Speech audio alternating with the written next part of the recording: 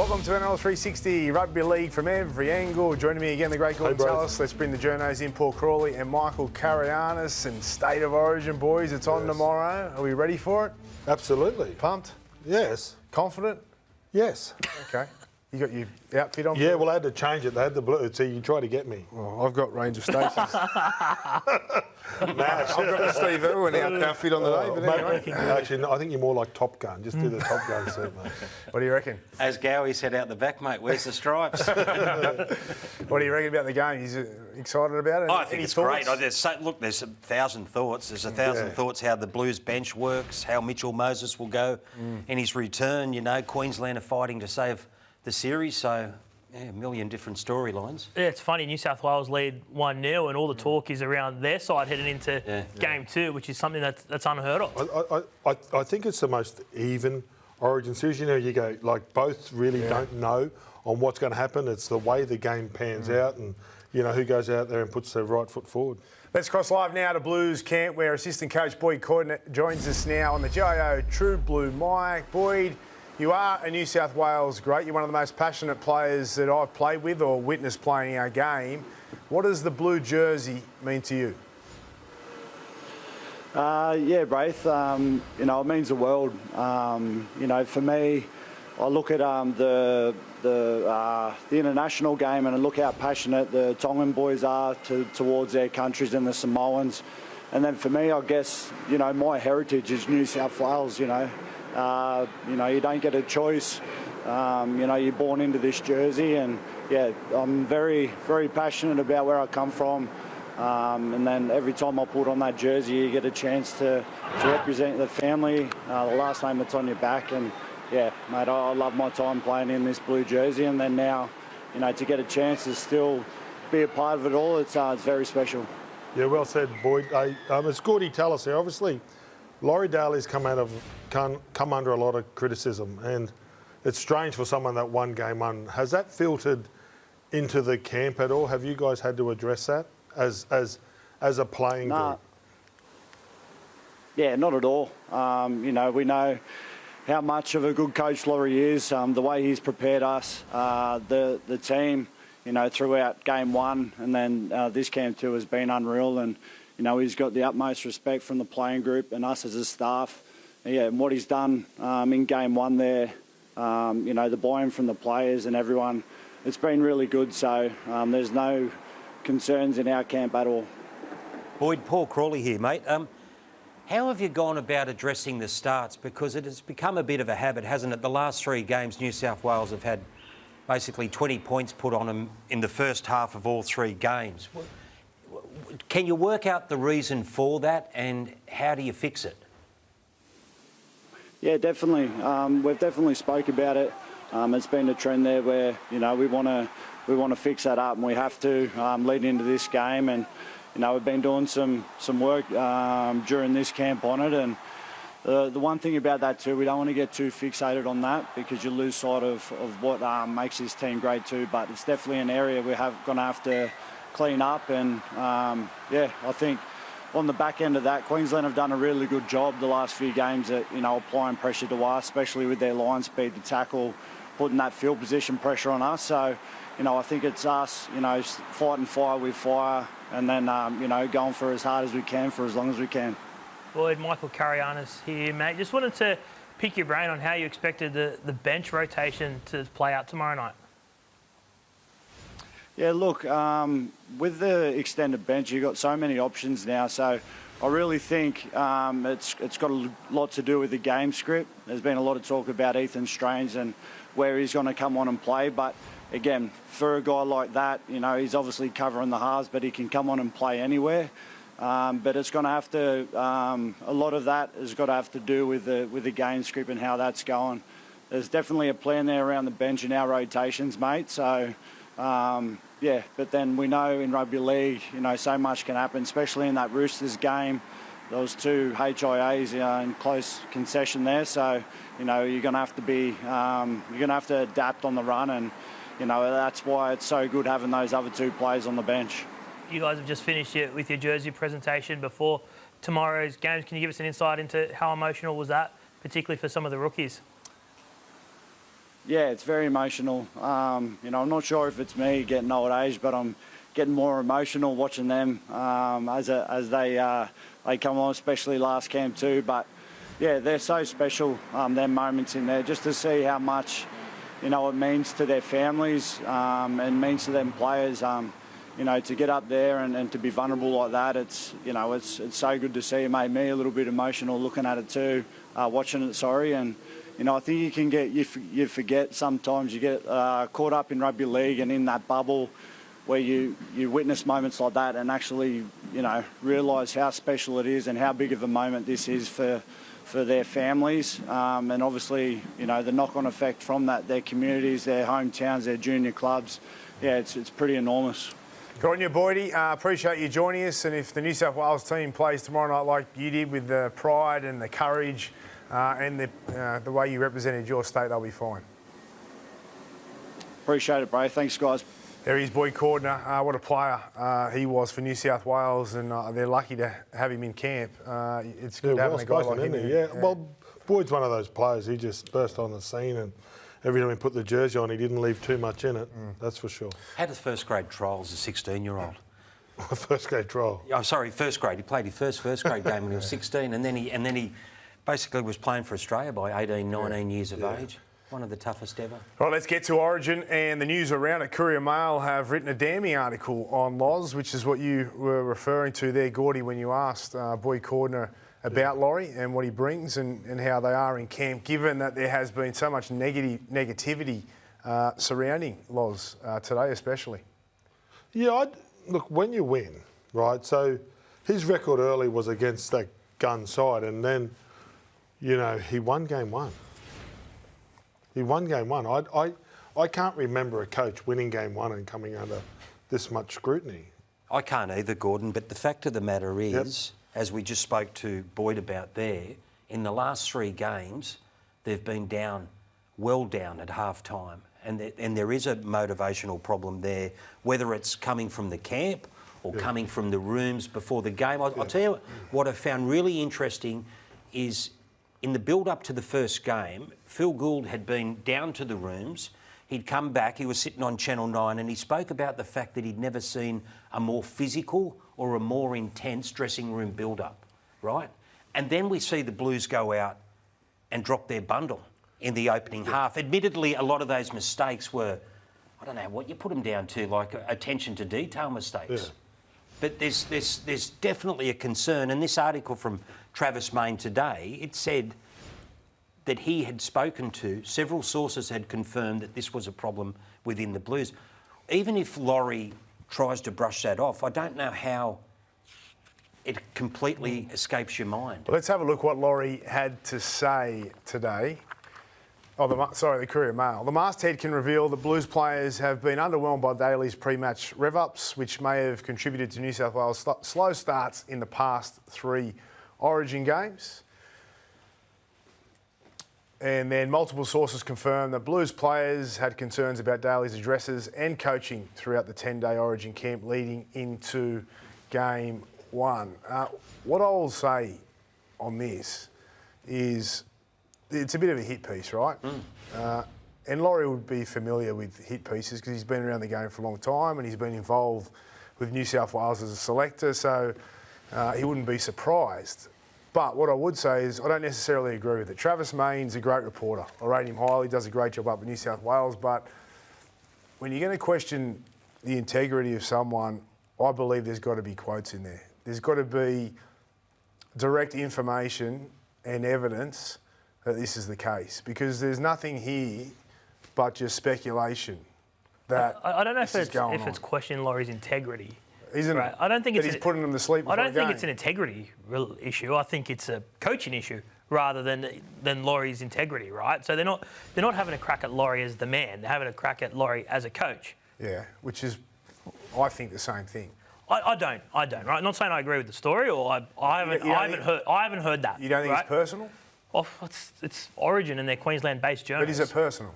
Of course, it's writing like this is personal, So definitely. yeah. But you know what, Braith, in that situation, though, you talk about the fact that you've got to aim it up with, you know, people talking on the record. Look, We all know that's not how it works. We wouldn't have a TV show if you were stacking up everything with someone that wants to go on the record, right? Yeah. But if he has got sources there saying that to him, you can't ignore that there is a problem with the New South Wales team. Like, I know what you're saying. You're saying... What are the sources? Hold on, we'll just name the source. Never hide behind the source. But, Gordon... You and I both know. I know where you're coming from. I don't know. Just say you do. You do. You've been around the game long enough to know. No. As you said there, Laurie would have been involved in these sort of articles. Don't you worry. I know he has. Over his time. His time. So that's just how it works. And I'm not saying that doesn't escape the fact that this is a fair income story. And I'm not saying Trav's wrong, or I disagree but in what he's saying. But I think it's quite a personal article, and there is no evidence of what he's saying other than speculation. No, there's not. But I'll tell you now, there's a lot of bloody stories out there that don't have evidence that we sit there and talk about every day of the week. Can we just say the evidence is actually in New South Wales starts and how poor they've been. But can I just put this out there? That comes down to the player. Yeah, they should. Right? Well, you guys... Like, I'm not joking. I played probably a long time at that arena. Yeah. I had to be told to wait to the game. Like, you're playing there, right, you get emotional, you got your family, you got your friends. They just spoke about a jersey presentation and they forget what it means because you're in the inner sanctum. Like, what it is, you should not need to be motivated to play for your state or anybody. We are so privileged to run out in any jersey in rugby league and go out there and play. And if you need to be motivated to wear any jersey in our game, go play another game. So I don't understand how no coach ever had to tell me that the game's at 7:30 and you've got to be ready to go into battle. And slow starts, it comes down to, it can be warm-up, it can be that, but generally it comes down to the players. Is there a problem sometimes where you can overcook a team? Yeah. Like what Gus said there, how he'd never seen a more physical build-up. Is there a possibility that they went over the top? Well, look, yeah. Of course there is. Mate, and that can be happen, like you go to a game and you watch a team warm up, you think they're going to get beaten by 20. It's a horrible warm up, and you come out and play unbelievable, or you have a great warm up and and they say that they left it in the dressing room. Do we think this could impact the group? I mean, as I said, there's no real evidence of it, but there'll be players thinking who's said what. There'll be Laurie thinking, have the players, do they trust me? Do they believe in me? Or not? Do you think you wouldn't worry about it? You guys know what it's like, right? Post-Origin, you go back to your club and you speak to your teammates, because it might not necessarily be a leak out to damage Laurie, right? Because sometimes you guys, you know what it's like through Origin. How many players hear what another player's on in a rival club in an Origin camp, goes back to his team and wants a pay rise, right? So things happen in these Origin camps and they get spread out when they come back into clubland. Does it have an issue? The issue will be if it's true. That will be the issue in the group. If it's true, then that's the issue. Well, if it is, that player should never play again. But they might not even know that they've created this. What he's saying is it might have been... Be a man, someone might have gone back and walk up and say, hey, mate, I think this. True, fair. But, Gordy, what may have happened here, and again, you can deny it's true, but when you would have played, you would have gone back from rep camps and spoken about so-and-so and said about so-and-so. You don't necessarily know that another person there... Perfect. But listen, you mightn't know that another person there is then going to pass that on to a certain journo or a certain person, and it gets spoken not through you, and you had nothing to do with it. And that happens a lot. You've just been speaking your mind to one of your mates. It happens a lot, right? Yeah. And it's not always... they're not always in the right, the people talking either, Of course. No. So it's a big article to write. This is my point. It's a big article to write. It is, given definitely. That, I know, and further to the point about Laurie's, how he would handle this, I don't know how you could completely forget about that. Even if you did manage to put it out of your mind, I think at some point it would come back and it would play on your mind. Particularly because the starts have been so bad. Yeah. All right, Laurie Daley has made a shock admission on where Ethan Strange will play. How do you get Ethan Strange into the game? Oh, he'll come on and probably play in the back row. Strong runner, a guy that is dangerous when he runs the footy, and that's what you want him to do. He'll get an opportunity at some point. Out of the 5 seasons, I think you won 1 out of the first time round. Yeah, thanks for bringing up that record. Not great, is it? I want what's best for New South Wales. I want the boys to win. I want to win. I want them to win. And I want the fans to win. Have you had any thought, Laurie, I guess, of starting with Cam? No. Obviously, Cam's a wonderful player. Gives us plenty coming off the bench. So that's the way we'll go. Laurie Daley there hasn't given much away in the past about what he's going to do in certain positions with players and how he's going to play them and execute his game plan, and he's been quite tight-lipped. Today at the press conference, he's gone bang, bang. Strange to play back row when he comes on. Thoughts on that? And he said not if, when he comes onto the field, right? So all things being equal, we assume that Ethan Strange is going to be one of the New South Wales bench players used, and I find that very strange to guarantee that he'll come on and start in the back row, because he was outstanding in game one. No one's discounting what he did well in game one, but just because he started playing 6 in game one, for mine, it doesn't mean you have to find a role for him in game 2. When we spoke to Laurie on this show last Tuesday, he told us Ethan would go on and play in the middle. Yeah. So now he says back row, which I assume means an edge. Of course it does, yeah. Well, Not the middle anymore. Well, it's... So was he telling the truth last week, or is he telling the truth today, or is he playing mind games with Billy? I'm hoping he's throwing off, Crawls. I hope he's got us all fooled. I really do. Yeah. I thought maybe that would insinuate that he's going to start Murray. I know I've said it a million times, but then he straight away said no. So that eradicates that. But, they've got Murray on the bench and Radley. So what happens to the rotation on the bench if you're going to bring Strange onto the back row? You've got 2 back rowers in Young and Lucas, who I thought they picked because they can play 80 minutes. You've got Olakau'atu, who's been left out, is arguably the best back row in the competition, who could come on and play back row as a back rower. Well, that's right. If the answer is So Ethan Strange playing in the back row, the question's wrong. Yeah. Really, because you've got someone like Olakau'atu who could have slotted in as an impact player on an edge. Just play through the middle. Like he could have thrown like back row. That would have suited him. You're 100% right, Braith. That would have suited Olakau'atu down there. Well, that would be... And if they're worried about preferably his if it was a fatigue, real back rower, like Lucas was on the bench. that's what I'm saying. So I'm a bit confused by it. The only thing that gives me a bit of hope is that Boyd said then, he could be used anywhere, and he could be. We don't know what's going to happen in the halves. We don't know if someone's going to go down the centres, because he can cover many positions. Strange. He just worries me when he comes on. As a back rower? Holes on the back row. Oh well, mate, he'll just go and play. Yeah. You know what I mean? Like He can't go too far though, because he'd be stuck on the edge. I don't know. I'm hoping that he plays somewhere else. He meant middle, just play. Yes. Jump in the back row. I'd rather him a play lock. through the middle. I'd rather him a lock. You'd rather Yeah. put Murray or Radley on an edge because they've played there before and in big games. They're experienced. They can they know what to do when they especially in the biggest game nearly of their lives. Strange, he's never played there. But even that, I know what you're saying. That would be an ideal scenario rather than playing on an edge. But even that, you're going to move Murray and Radley, who were so good in game one of them from the middle of the field to the edge, when you could have just had Olakau'atu on the bench. None of it makes sense to me. Yeah. And Laurie spoke on this show last week and he said, left or right, I don't really care. It didn't really bother me, football's football. But I heard Wade Graham talking on radio about this the other day.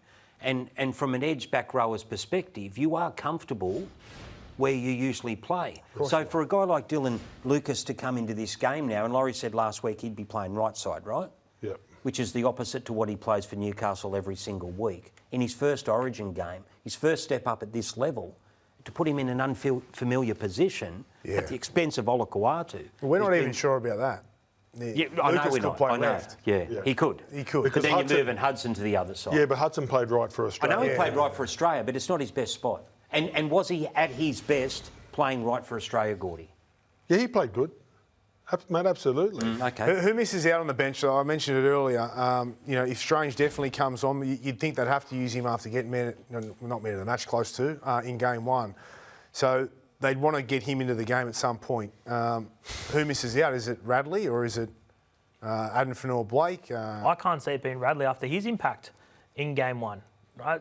Fanor-Blake was poor in game one. We saw Jacob Safidi sit out for 80 minutes. And Can't be Coruscant after watching what Blake Brayley did off the bench in game one, and the fact that Appy is just dynamite and can turn a game, and Robson, for all his strengths, he hasn't got that Appy creativity. I can't see how it is him.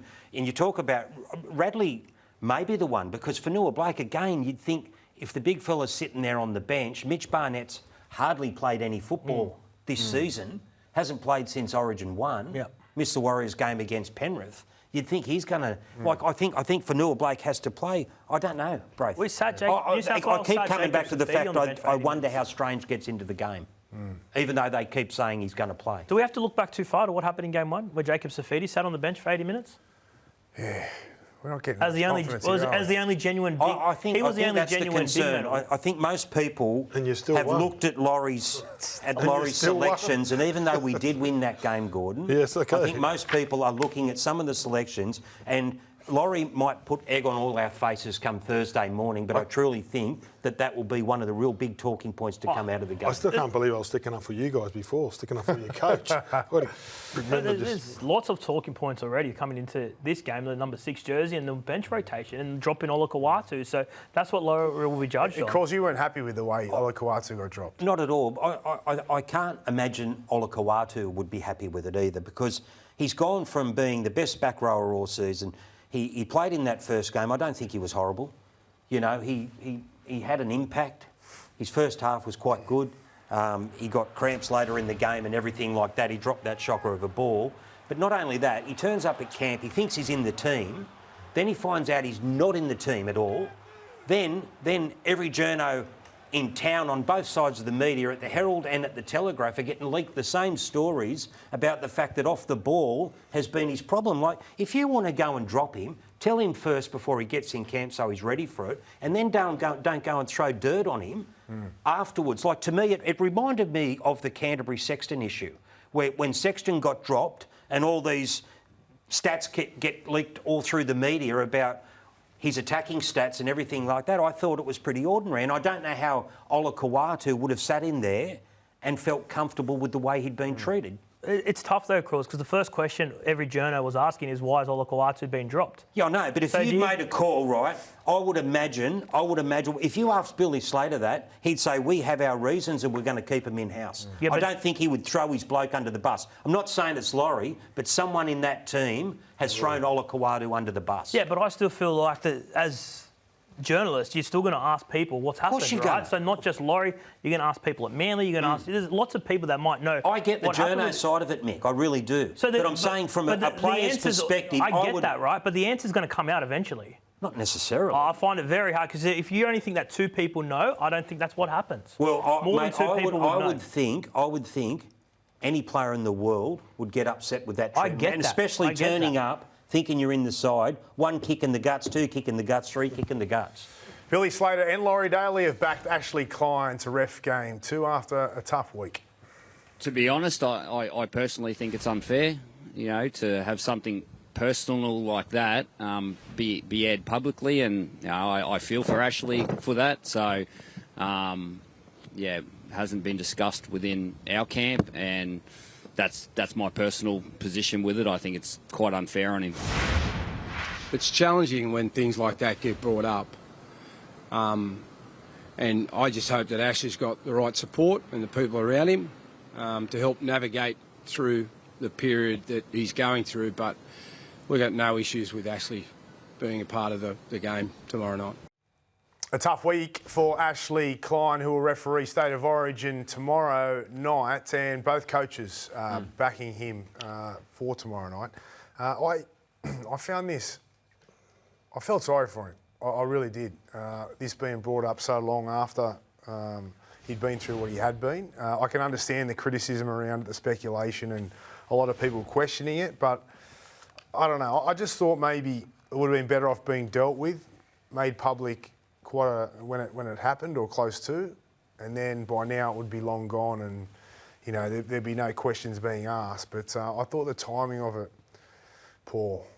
I've got no issue with him refereeing on Wednesday, and it would have been quite hard for it to be public all those years ago, Braith, because it's not a rugby league issue, right? Like, you know, that's my take on it. I feel like it was dealt with that time. The NRL were aware of it. They're comfortable with the situation, and I thought he was really good in game 1 and deserves to control game 2. He's #1 referee in the game. This investigation goes back several years. There's absolutely no proof that his betting history has anything to do with rugby league. All you hear is innuendo and scandal, but it's not to do with the now. You can't go back retrospectively and stand him down for something that has been investigated and he's been cleared of.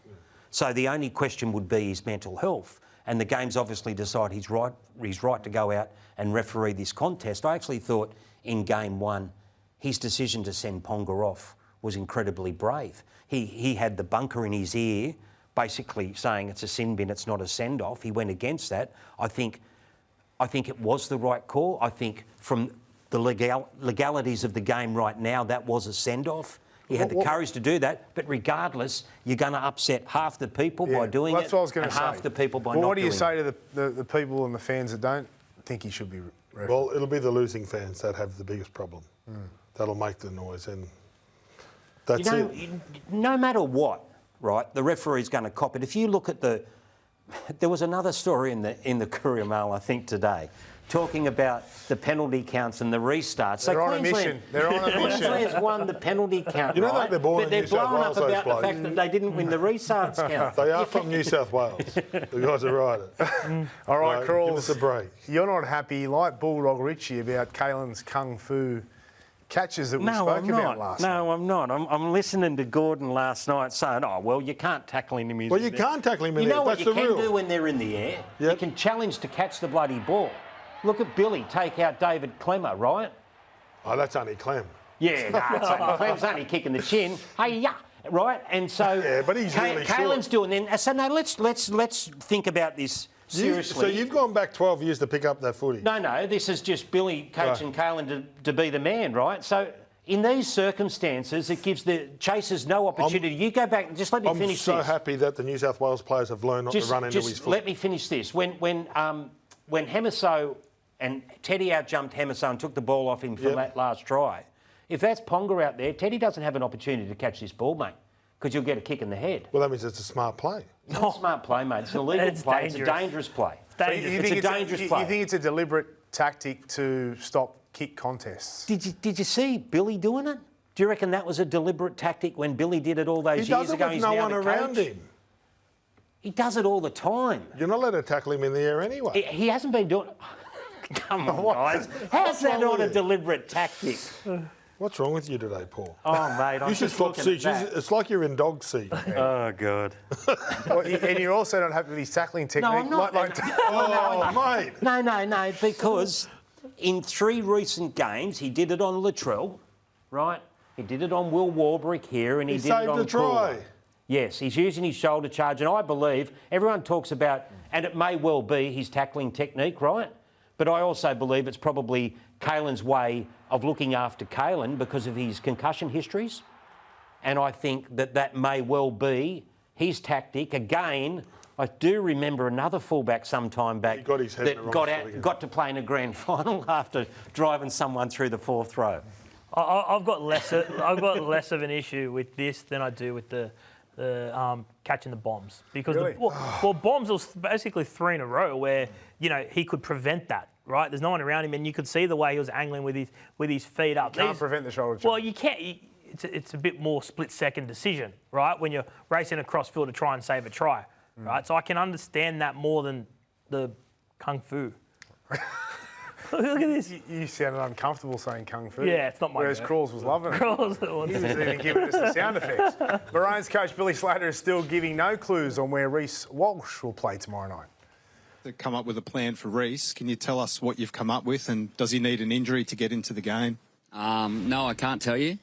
In short, look, obviously we know Reece is a great player. He's in a unique position in our footy team, and no one knows Reece's game better than I do. I watch him closely, and I know his attributes. And if needed, I've got no question that he's going to do a great job in whatever position that we play him.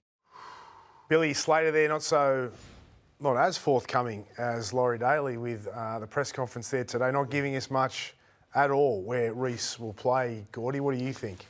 I think if there's a HIA, he comes straight on. Anywhere. Just jump on there and go around. Back row? Well, I think between he and Kalen, they'll just share around, and he's smart enough. Like, he's a smart... You know, you get those guys that can get around in a defensive line. If I'm it's Queensland... 34th minute and someone gets a HIA, there's 6 minutes to go before half-time, he goes on. If you got Reece and Kalen on at the same time, I think that'd be... Yep. I'll tell you what's interesting is in recent days, 2 Queenslanders, 2 champion Queenslanders, Kevy Walters and Cooper Cronk, have both suggested if Reece comes on, he plays fullback and Kalen moves to that middle roving role. Yes, because he's done it He's before. done it before, yeah. He has done it before. And defended a little bit in the front line, playing in the half for Newcastle. But I think he's... No, just going on what I heard, mate. And it doesn't have to be if you're also doesn't think if you're chasing points as well. If you're in front and you feel like the momentum of the game, you need to wrestle back momentum of the game. You can put him on and let him do his business. I think he plays tomorrow night. Yeah, I think he does too. Stick around, journos, and Thursday night don't miss a special edition of NRL 360 to wrap up all the drama from Origin 2.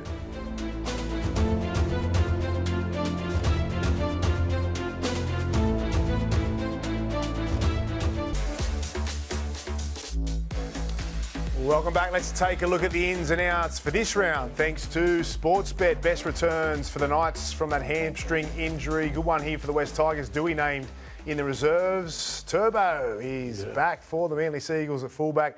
For the Warriors, Metcalf returns from the bench. And for the Sharks, both Brayley and Hines listed in the reserves. But as I mentioned, the big one there, Turbo returns. Manly in great form, and they get their man back. Well, hopefully he's back at 100% because the way Manly's travelling, I think they could give him a bit more time and no Tommy, no trophy. Well, they've been able to be patient with him, haven't they, because of the way they've been playing. And who would have thought when Tommy went down off the back of that start of the season, he'd come back and they're sitting nicely inside the top 4. The excuse for the last 5 or 6 years has been when Turbo doesn't play, they don't win. But this year they've gone from getting a coach sacked and not winning a game to riding into the top 4. They should move him on, you reckon, Croy? No, I just think it's unreal. I think it's unreal. He always makes them a better team. Yeah, always makes them a better team. He makes every side better. From a team flying to a team struggling, Donaghy backs Madge, but Crawls, you're not convinced. Well, look, he backed Kevy weeks before Kevy was gone. And the fact of the matter is Brisbane are in free fall at the moment. They've lost their last 6 games. And if they don't turn it around before the end of this season, there's no way in the world you can give security to a coach who is not winning. And I know it's coming off a premiership, but Kevin was coming off a grand final. And the problem in the modern game, as you guys well know, is that the suggestions have been that throughout Madge's career that he can rub players the wrong way, right? And he got out of it last year because they won a comp. But it's obvious at the moment that something's not clicking at that club. It goes beyond injuries and everything like that. Every time you hear Madge speak now, he's talking up the players, but something's not sitting well at that club. And in the modern game, when you've got unhappy players, we had Payne Haas leave at the start of the year. If other players get to their time where they can get out and they start moving on, even if an administration's trying to look after itself because they've sacked too many coaches in the past and they can't admit getting it wrong again, they have to make a call. Otherwise, it'll be the club that loses. He did win the comp only last year. Yep. He did. Surely that gives him some leeway. Well, honestly, I feel like with Michael Maguire, he's done his job. He's won the comp at Brisbane, and this goes back to Crawl's point. I don't think Michael Maguire, and this is not a negative, right? But I don't think Michael Maguire's style of coaching is for a long tenure at a club, right? So if I'm Brisbane, I'm going, thank you, Madge. Really appreciate it. Your job is done. You've come here to win us a comp, and you've got your job done. If I'm Michael Maguire, I'm going to go chase being the first coach to win 3 comps at 3 different clubs, right? Because what he can do is, if you're a club at 80% and you think you can win a premiership, he's proven he can get you that next 20, right? And Good then point. Done. Parachute him in. So when are you getting rid of him? Parachute him out. I said it at the pre-season. I said pre-season. You said next year. Remember I said at I was sitting down and I said, if I'm Brisbane, I'm not re-signing Michael Maguire, right? And because it just doesn't get better for you. Would you let him stay for the end of his contract, which ends at the end of next year? I would be comfortable if they separated now at the end of the season. It does depend if they can turn it around and play finals this year. But the way it's going at the moment, mate, you can't see it happening. But I'm not approaching this as a negative thing, right? Some coaches are 10-year coaches at one club. Some coaches are 3-year coaches at one club. Go and do it. Go win another comp somewhere else. And you're right about Madge, because it was a similar situation at South where he came into a roster that was almost premiership ready. Yep. And he did his job, and then it fell apart. And you can see history being repeated, but the way that you explain it is very good because that can be seen as a positive. If you're, as I said, He's a winner. You know, you've got coaches there that can't get that last bit out. He can do it. Carrianis Nostradamus, eh?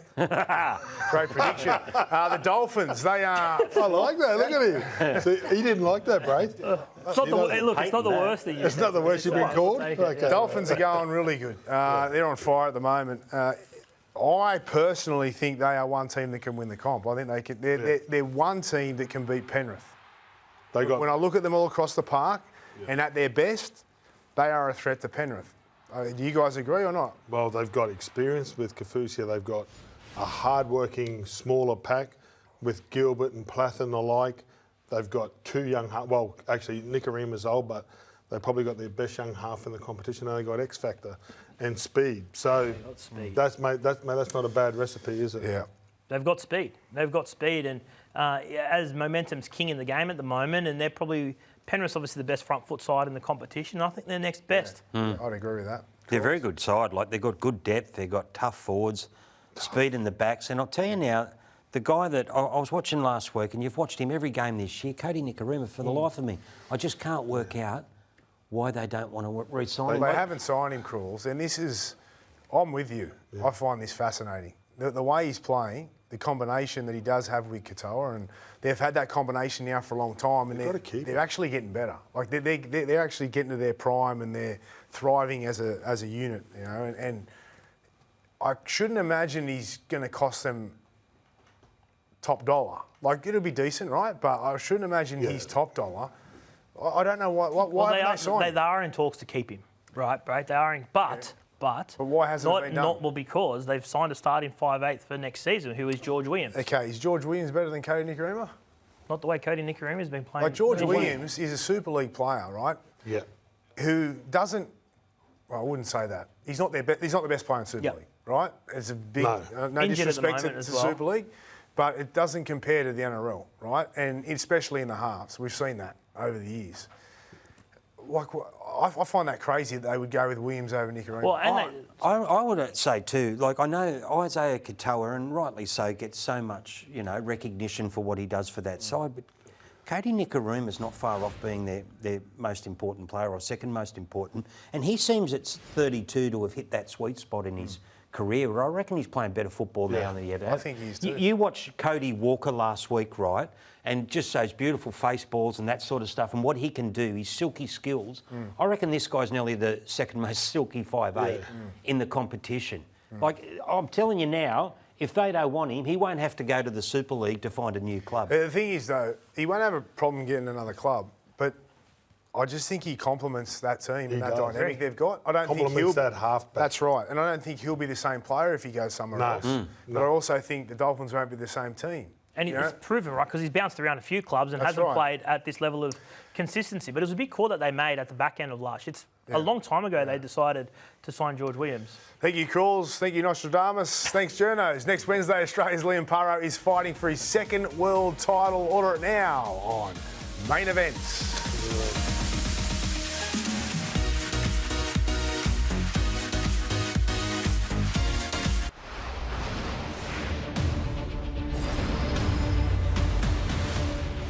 From the line, Brent to the right, Walker, there's the Walker kick, there's the first try.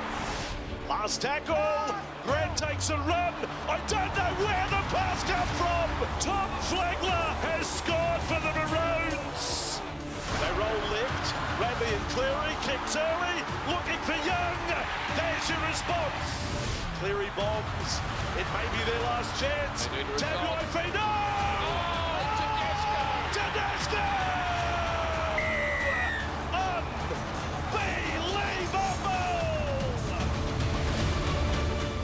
Welcome back. Those were our fast plays of Origin, brought to you by Aussie Broadband. Time now to preview Game 2 with Craig Gower and James Graham. How are we, legends? Yeah, Gordy. A lot of talk been about New South Wales. I would say the majority of it after Game 1 and heading into Game 2. But how are Queensland in Game 1? Well, from my opinion, I think they win the game. You know, if Ponga stays on the field, they've done enough. They started fantastic. They had great line speed, their leg speed through the ruck, and Sammy Walker was off the back of that. And you only seen that tide start to turn when obviously Ponga went off, and Nathan started to find a great kicking game and come up with some magic moments. And they've been under the radar a bit, don't you think? Like all the talks around New South Wales, yet they were arguably, a lot of people believe, the better team in game one. Yeah, well, other than Reece Walsh coming onto the bench, the build-up has been relatively low-key. And for me, as a neutral, on the eye, Queensland were the better side in game one. And we can debate whether or not it was or wasn't a send-off. Came down to that moment that New South Wales took. But I think, if you're reviewing how you perform and how you play, not a lot is going to change from a Queensland perspective. What about Mitch Moses? It's been around a month since he's played a game of footy. Are you concerned that he may be underdone, or you think he'll be okay, Gowie? I think he'll be okay. He's a seasoned campaigner. He's been there and done that. But it's still a long time. So he's going to get out there and obviously he'll be tested. He'll be tested all over the park. They'll be running plenty of traffic at him. But he's there to control the game with Nathan and his kicking game. Everyone knows he's got a great kicking game. So he's up for the challenge. Yeah. He's earned this standing within the New South Wales Blues team with his level of performance in previous years. I think most players, other than Cleary, Haas, Yo, Toto, you'd require more football under your belt, but Moses is one of those players that if he's fit, he gets selected. 67% win rate. Yeah. That says a lot for New South Wales players. Probably got the highest percentage of wins for sure, Gordy. Piggy, does the style of play change now that he's there instead of Strain? I think it gives you another aspect because he's got a great passing game. But I think about Mitch Moses, I think he plays better when he actually runs the ball, and that actually creates more for his passing game. So don't get me wrong, Strange was very strong in running the ball, but I think it just adds another dimension having Moses there, and certainly both sides of the ruck, it gives you some real good attacking flair. He certainly brings that second kicking option, the long kick, and at the MCG, where you lose your bearings, it's going to be a little bit different. And I think New South Wales' plan will be to make Queensland come off their own line. They didn't do that away in game one, certainly. A way to do that is through the long kicks, and having two genuine options puts that back three in a little bit of doubt at times. Jimmy, us sort of Queenslanders, we're just talking here. New South Wales are talking about who's not picked. What about someone that is picked for New South Wales by the name of Payne Haas? I absolutely love him. For me, he's the greatest front rower that I've seen. I can't go back in history and talk about players that I haven't.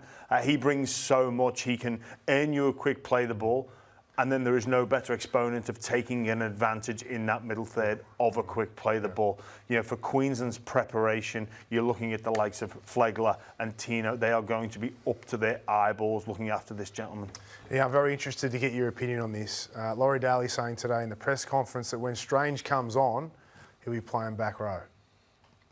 I don't know where that's come from, mate. Like, really, you're talking about a dynamic, runner of the ball. Yes, I get all that.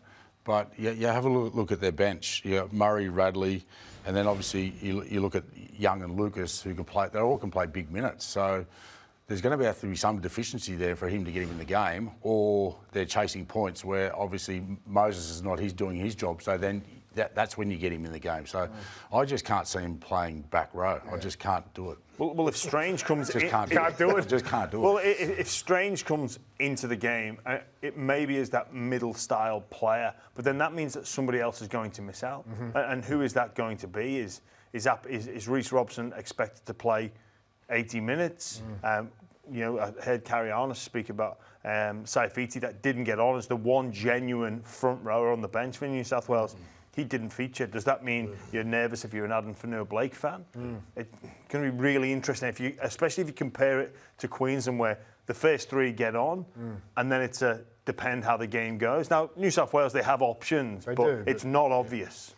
If no one gets injured, it's going to be interesting. If no one goes down, and they're playing it's going to be interesting. Well, there's no decision to be made. What about Reece Walsh? How does he get used? Lots of warming up, Gordon. You love it, don't you? Lots of warming up. Just get him up. If I was Coach Slater, I'd be telling him to go for a jog. And just grab a number and run up and down. He'll be providing mental stress.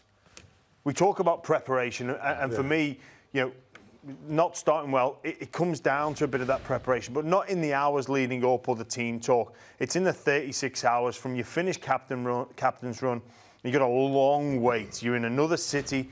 The day drags. And they'll be thinking about, where's he going to come on at? What position will he play? How's it going to change? What, like, Reece Walsh is living rent-free in every New South Wales Middle's head right now. Even pigs. Yeah, well, you know, with Reece, it's all about his unpredictability and his speed. But at the moment, he's rocks and diamonds. So that's the worrying thing. But you know, you get him in a Queensland jersey. You know, he does one good thing that propels him into a bit of confidence. And we just send him a heap of diamonds. He's okay. Loz also, Gow, he said that he's going to start with Yoel Murray on the bench. I'm hoping he's trying to throw Queensland off here. Yeah. What do you think? So about do I, BA. I'm with you. I think he has to put Yoda front rower in the front row and use Murray at lock. And what that does for me is that opens up your bench, because then you got your two front rowers, and then it just doesn't limit you as much. So then it gives him the option to who's he going to use. He's going to use Fennell Blake more for leg speed than he is for Barnett. There's some big decisions around that, but I hope he goes that way. When he said Strange the back row, it gave me hope. I thought, well, Murray must be starting. They're moving Yoda to the front row, and then he just went bang and squashed that, and I'm thinking, well, I can't work it out. Well, maybe it's a throw off. Maybe. But he's too honest, but that's the thing about Laurie. He's very honest. Because he just says what he's thinking, but at this present time, I hope he's not. Sam Walker was good in game one. Are you expecting the same game too? What a game. You know, we know the positive attributes of Sam Walker's game at Clubland. The test was, can he execute? Has he got the courage to try that short kick against somebody who he would have done countless times in training? He knows James Tedesco's game better than anybody, and vice versa. And he was absolutely outstanding. What bravery from this kid. He was phenomenal to watch. I think you just back him all the way to use that confidence. If there's an opportunity on, go and take it. The other half, how did you... Well, we all spoke about the moments. And, I thought it was great. And it was unbelievable. So he came up with that, you know, the 40-20 he kicked on that angle was just insane. Then come up with a try, and then obviously the grubber kick. And you talk about the big moments, and they're the Joey Johnson's big moments. Coming up with those big plays to win them the game, and he got the job done. Quick tip, and by how many?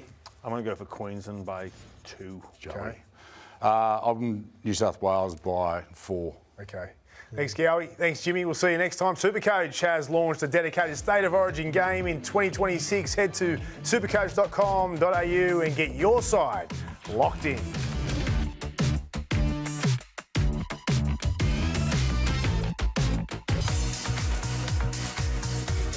Welcome back. Time now for an update from Sportsbet with the great Joel Kane. Jolie, welcome back. What do you got for us? I'm going to love this. Look, a lot of people talking about Hamoli should be there. And look, I'm kind of in the case. I'm in the Dylan Lucas camp here. I think it's a good play. People worrying about him playing on the right. Now, that's the tip. He will play on the right. Ooh. His first ever NRL try was on the right. Right-hand carry, not a problem, right? So this is the guy. Look at the speed of this guy, the fitness. Now, this is like about an hour into this match. Okay, get ready for Ponga in the background. Let's pay attention to him. He's very excited about this. High-fiving Fletcher Sharp, right? Now, keeping in mind, he's going to be the bloke who has to tackle him this time. Should that happen, that's right? Good. Charge him. This is who this guy reminds me of. You blokes both would have played with him, I reckon. This guy here. Viva. I reckon, I know it's a big comparison, right? But I reckon down the track we will be comparing him to this guy here. And the reason why... Watch how many tries Beaver scored from support play and backing up, and watch how many tries Dylan Lucas scores from support play and backing up. Same game multi. The best way to do this is you can, through the feed, you can copy the bets on the feed. Hudson Young player of the match, Dylan Lucas to score. I'm certain he's going to score on debut. Wow. And you can go to Queensland to Kalen Ponga. Now this is the all Newcastle flavour, Ponga and Dylan Lucas. But what I've done on the feed, boys, something a little tricky at $18. Dylan Lucas to score and either Ponga, Young or Payne Haas to get man of the match, $18. Juicy. Copy the bet on the feed. Go to the State of Origin hub as well. Plenty of markets there, but I'm pumped. Beautiful, Jolie. Love your work. Enjoy Origin. Can't wait. Night. Thank you, Gordy. That's it for NRL 360 for tonight. Make sure you join us Thursday for Origin Special Edition, 6:30 p.m. And now it's time for Face to Face.